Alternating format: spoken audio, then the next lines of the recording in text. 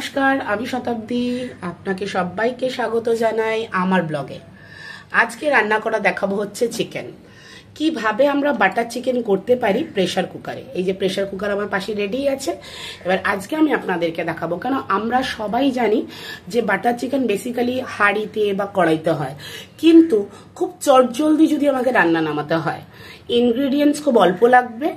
আর যদি pressure cooker থাকে, এইরকম একটা প্রেসার কুকার, এটা আমার বেসিক্যালি 5 লিটারের প্রেসার কুকার হকিন্সের, আপনাদের কাছে 3 লিটার হলেও হবে মাংসের কোয়ান্টিটি বুঝে।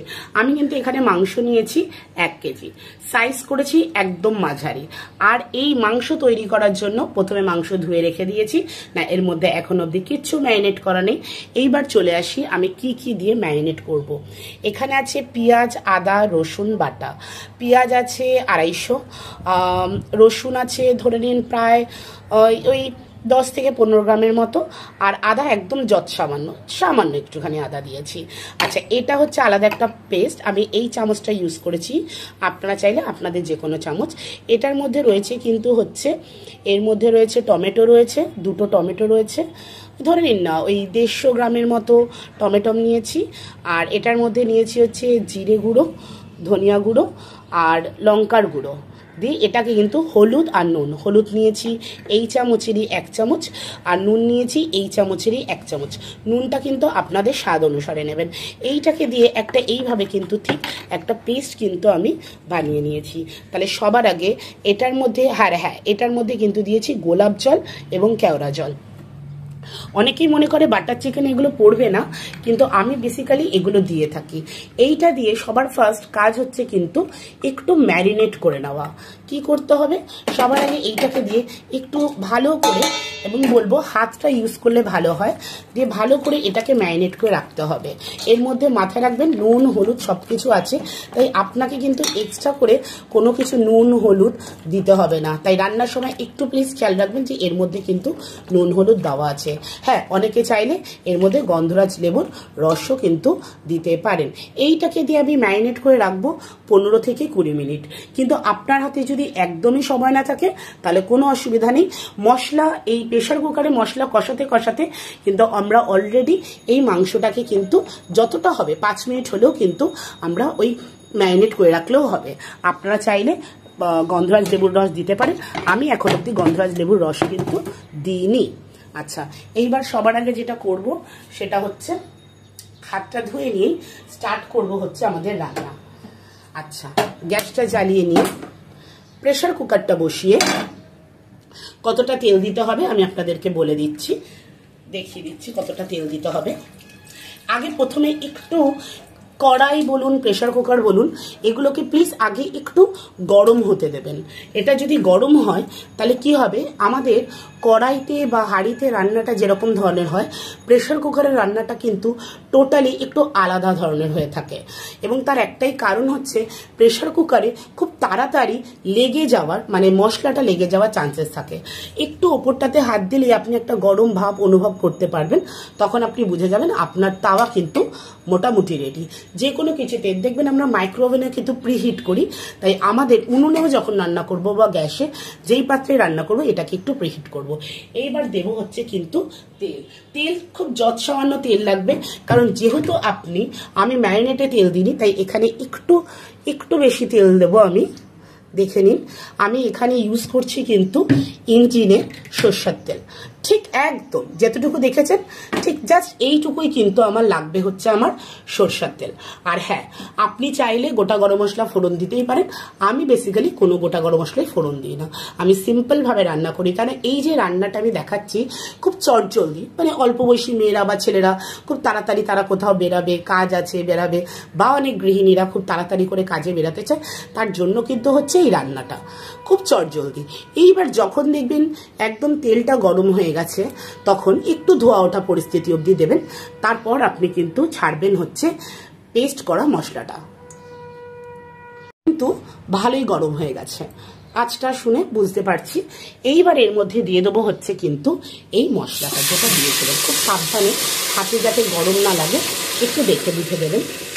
একটু দূর থেকে একটু দূরে সরে যেতে হবে, মানে গায়ে কি হয়, গায়ে কিন্তু গায়ে চেপে এইবার যখন হবে, আমি বেসিক্যালি হাতা ইউজ করি, আপনারা চাইলে কিন্তু খুন্তি ইউজ করতেই পারেন।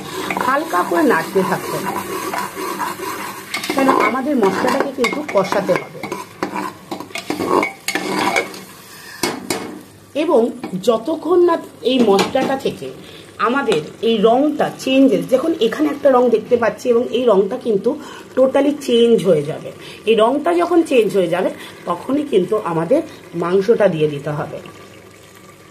হ্যাঁ, এখানে একটা এক্সট্রা জিনিস বলে রাখি, আমাদের হাতের কাছে যদি দুধ অ্যাভেলেবেল থাকে, সেটা কাঁচা হোক বা জাল দিয়ে দেওয়া, সেটাতে করলেও আমাদের হবে।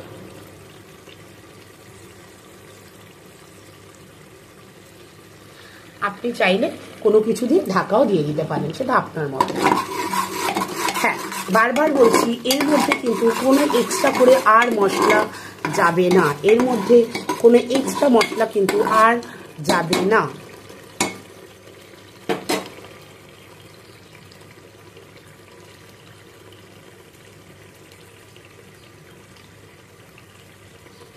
আপনি একটা টাইমে আপনার মশলা যখন দেখবেন সেদ্ধ হয়ে গেছে, কাঁচা মশলার গন্ধটা চলে গেছে, আপনি কিন্তু বুঝতে পারবেন, ঠিক তখনই আপনার কিন্তু মাংসটা কিন্তু দেখুন এই পরিস্থিতিতে কিন্তু মাংসটা রয়েছে, এই অবস্থায় রয়েছে।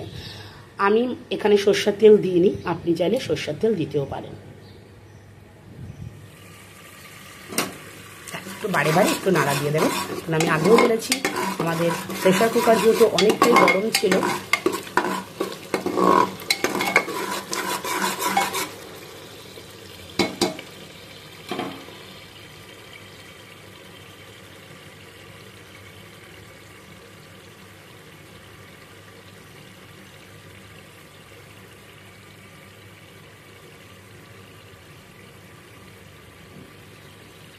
একটু ভুনা বা ভাজা ভাজা আমাদেরকে করতেই হবে মশলাটাতে।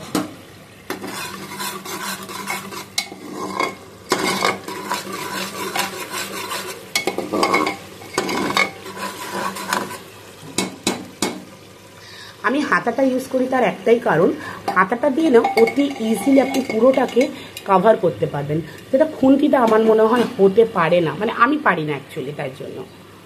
আচ্ছা, এইবার কিন্তু আমাদের মশলা প্রায় রেডি। এইবার কিন্তু আমরা আমাদের যে মাংসটা আছে সেই পুরো মাংসটাকেই কিন্তু এখানটায় ঢেলে দেবো, আস্তে আস্তে করে পুরো মাংসটাই কিন্তু আমরা ঢেলে দেবো। এই যে, আচ্ছা এখানে বলে রাখি, মাংসের মধ্যে কিন্তু কোনো জল যাবে না, দেখতে পেয়েছেন তো, কারণ এটা কিন্তু হবেই গ্রেভি। পরোটা বা পোলা বা রাইস বা ভাত, যেটা খুশি আপনারা খেতে পারেন। দেখছেন কত সুন্দর এসছে লুকটা। আচ্ছা, আপনারা মনে করলে এক্সট্রা কাঁচা লঙ্কা এর মধ্যে দিয়ে দিতেই পারেন, যেহেতু আমি খুব শর্টকাটে রান্নাটা দেখাচ্ছি তার জন্য। বেশিক্ষণ না, হাতে গুনে আপনি যদি 10 মিনিট দেন বা হার্ডলি 15 মিনিট, আপনার চিকেন কিন্তু একদম রেডি। হ্যাঁ, একটু আমি অল্প বাইরে থেকে দুধ দেবো, আপনারা চাইলে আমুল দুধ গরম জলে গুলেও কিন্তু দিতে পারেন।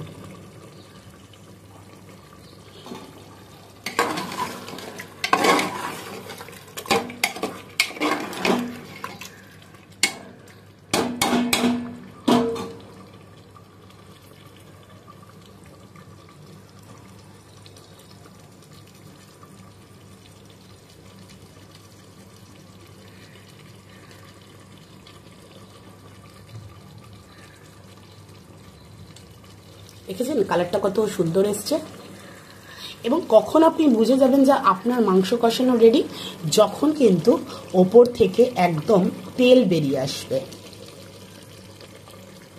এটা দেখে কিন্তু আমি এখন অবধি বুঝতে পারছি যে এখন অবধি মাংসটা কষানো পুরোপুরিভাবে হয়নি।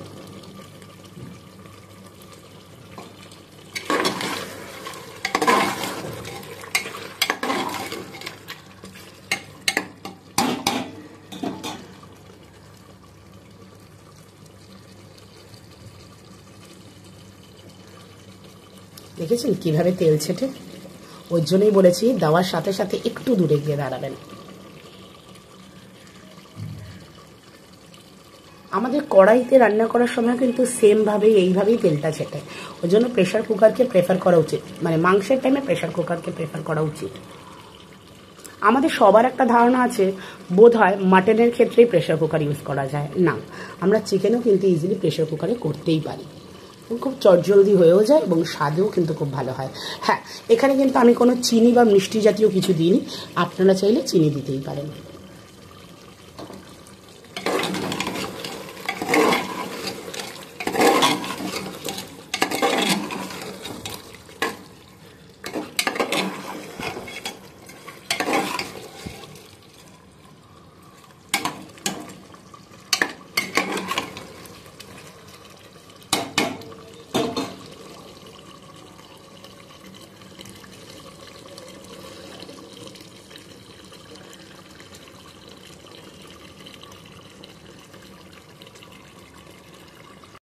কালারটা কিন্তু চেঞ্জ হয়ে গেছে, দেখেছেন তো? এইবার আপনি কি করবেন, জাস্ট প্রেশার কুকারের ঢাকাটাকে কিন্তু আটকে দেবেন, দিয়ে আপনি একটাই সিটি ফেলবেন, জাস্ট একটা সিটির পরে নামানোর পর আমি দেখাচ্ছি আপনাদের এক্স্যাক্টলি কিরকম দেখতে লাগে। খুলে জাস্ট একটু বাটার দেবো, আবার ঢাকা দিয়ে দেবো, দিলেই কিন্তু আমাদের বাটার চিকেন রেডি। দেখুন আমাদের মাংস কিন্তু ওপর থেকে পুরো তেল কিন্তু বেরিয়ে এসছে। আমি এই মাঝখানে দু একবার নেড়েছি, মাংসের পুরো তেল যখন বেরিয়ে এসছে ঠিক এই মোমেন্টে এই যে আমি একটুখানি হাফ বাটি দুধ রেডি করে রেখেছি, এটাকেই কিন্তু পুরোটা আমি ওপর থেকে ঢেলে দেবো। এবং এইটাকে দেওয়ার পর মাথায় রাখবেন আমার কিন্তু কোনো আর এক্সট্রা জল পড়বে না, দেখুন কোনো এক্সট্রা জল কিন্তু আর আমার পড়ছে না। এরপর কি হবে, আপনার যখন পুরো দুধটাকে দিয়ে আপনি নাড়িয়ে দিলেন, দিয়ে কী করবেন, আপনি চাইলে অল্প একটু জল দিতেও পারেন যদি আপনার গ্রেভিটা বেশি লাগে তো, আর না হলে আমি দেবো না। আমি কী করবো, প্রেশার কুকারটাকে কিন্তু একদম ঢাকনা। দেখুন আমাদের মাংস কিন্তু একদম রেডি, ফাইনাল লুকটা কত সুন্দর কালার এসছে না? এর পরের কাজ কিন্তু আর কিচ্ছুই না, জাস্ট 1 চামচ বাটার দিয়ে একটু শুধু নেড়ে দিতে হবে, 1 চামচ বাটার দিয়ে নেড়ে দিয়ে আপনারা চাইলে কাসুরি মেথি অ্যাড করতেও পারেন, আমি কাসুরি মেথি দিই না। এটা হচ্ছে কিন্তু আমাদের ফাইনাল মাংসের লুক, বাটার চিকেন। হোয়াইট কালারটা খুব একটা আসেনি, তার কারণ হচ্ছে আমি এখানে টক দই ইউজ করিনি, কিন্তু আমি যদি হলুদটা ছেড়ে দিতাম, না দিতাম আর টক দইটা ইউজ করতাম তাহলে কিন্তু ইজিলি একটা হোয়াইট কালার চলে আসতো। এটা হচ্ছে প্রেশার কুকারে ঠিক উইদিন 10 মিনিটসের মধ্যে তৈরি করা বাটার চিকেন। সবাই খেয়ে জানাবেন কেমন হয়েছে, কমেন্ট করবেন। ভালো থাকবেন, রান্নাটা অবশ্যই ট্রাই করবেন।